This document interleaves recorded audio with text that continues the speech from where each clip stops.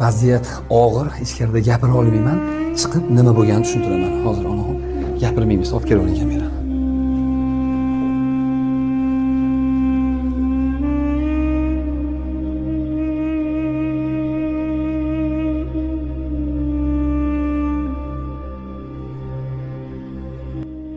Assalomu alaykum.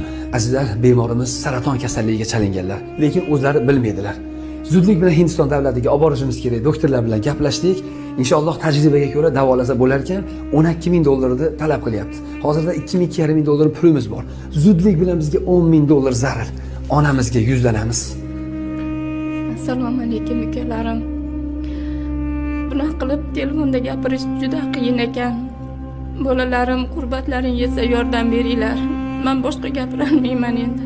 Alloh yo'lida jon ukalarim yordam beringlar. Azizlar, imkoningiz bo'lmasa, xijolat bo'lmang. Shu videoga bitta like bosing, bitta kommentariyada duo qiling. Ko'ryapsiz-ku, shuncha vaqtingizni o'tkazib yuboryapsiz-ku. Bitta yaqinlaringizga jo'natib qo'ying. Iltimos, kimlardir ehson qilib qolsa, siz ham shunga sherik bo'lib qolasiz. Zudlik bilan imkon qadar tarqatib, like bosib, kommentariyada bir duo qilib bo'lsa ham yordam bersak bo'ladi.